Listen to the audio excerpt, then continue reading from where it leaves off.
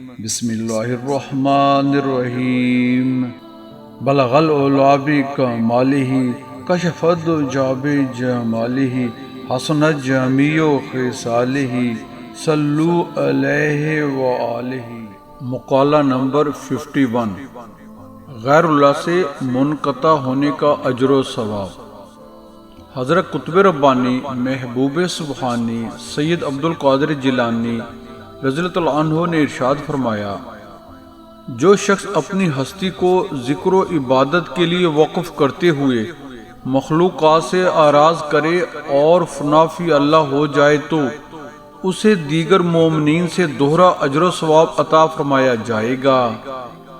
ایک تو خالصتاً رضائے الہی کے لیے دنیا کو ترک کر دینے کے باعث، اور دوسرا خود کو ذکر و عبادت کے لیے وقف کر دینے کی وجہ سے۔ سبحان اللہ۔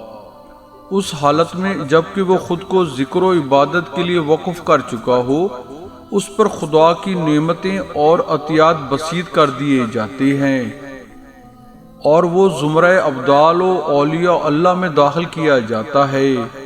پھر جب وہ عارف باللہ شخص قبول نعم من جانب اللہ کا حکم بجا لاتا ہے اور اپنے لیے امر الہی جاری ہونے کے سبب ان نعمتوں سے مشغول و ملتمس ہوتا ہے اور ان میں دلچسپی و انہماک رکھتا ہے، بغیر اس کے کہ ان میں غفلت و معیشت یا شرک کی صورت میں آلودہ ہو، تو اس کو ایسی دلچسپی و مشغولیت کے سبب بھی دوہرا ثواب دیا جاتا ہے، کیونکہ اس نے جذبہ شکر گزاری سے اللہ کی نعمتوں کا استقبال کیا اور انہیں قبول کرنے میں غرور و تکبر نہیں برتا، نیز خوشنودی سے امر الہی کی بجا آوری کی۔ یہاں کسی کی طرف سے یہ اعتراض ممکن ہو سکتا ہے کہ جب ایسا شخص دنیا اور اس کے اسباب کو کلی طور پر ترک کر کے فنا فی اللہ ہو چکا اور اس بنا پر اسے ابدال اور برگزیدہ اولیاء اللہ میں شمار کیا گیا، تو پھر اموال و اسباب دنیاوی کے ظہور پر وہ ان میں خود منہمک کیوں ہو، حالانکہ یہ چیز اس کے مزاج اور مذہب و مشرب کے خلاف ہے؟ تو ہم اس کا جواب دے چکے ہیں کہ انما الاعمال بالنیات، یعنی تمام عمل نیتوں پر مبنی ہوا کرتے ہیں، کہ اصول پر اس کا دنیاوی نعمتوں میں دلچسپی لینا اور منہمک ہونا بھی امر الہی کے تحت استقبال نعمت اور شکر نعمت کے لیے ہوگا، کیونکہ اللہ تعالیٰ نے فرمایا، اگر تم میری نعمتوں کا شکر بجا لاؤ گے تو میں تمہیں زیادہ نعمتیں عطا کروں گا۔ نیز فرمایا، اے پیغمبر صلی اللہ علیہ وآلہ وسلم، جو نعمتیں تجھے اللہ تعالیٰ کی جانب سے حاصل ہوں ان کا اظہار کر اور ان کا شکر بجا لا۔ سبحان اللہ۔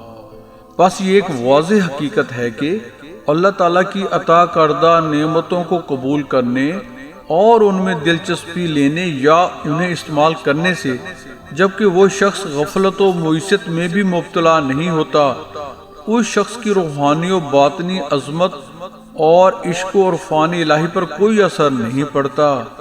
اللہ تعالیٰ نے یہ محض اپنے فضل و کرم سے یہ اجر و ثواب اس کو پہنچایا اور اپنے لطف و احسان سے اس کی پرورش فرمائی، کیونکہ اس نے رضائے الہی اور تعمیل اوامر کی خاطر نفس کی پیروی سے احتراز کرتے ہوئے خود کو ذکر و فکر کے لیے وقف کر دیا تھا۔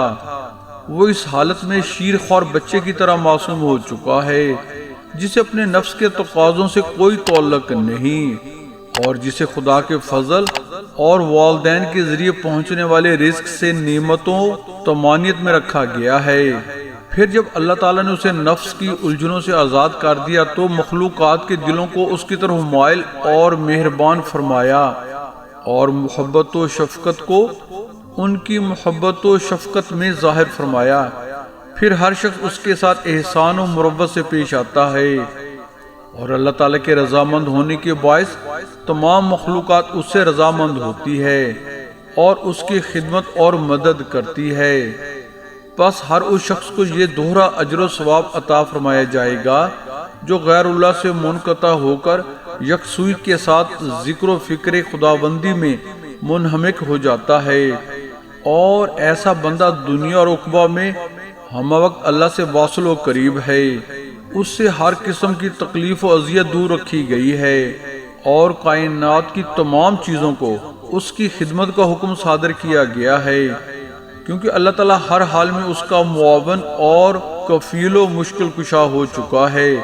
اس بنا پر کہ من کون اللہ لہو، یعنی جو شخص اللہ تعالیٰ کا ہو جاتا ہے اللہ اس کا ہو جاتا ہے۔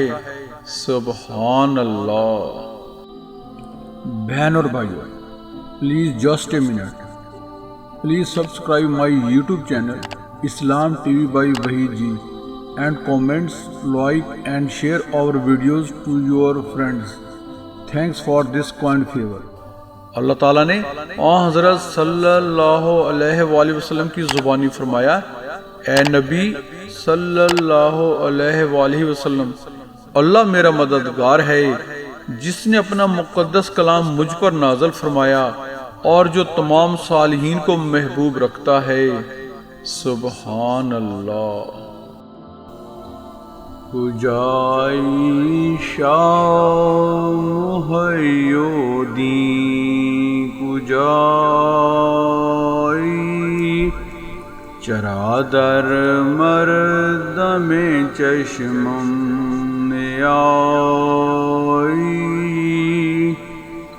تو مخمور شراب کبریائی،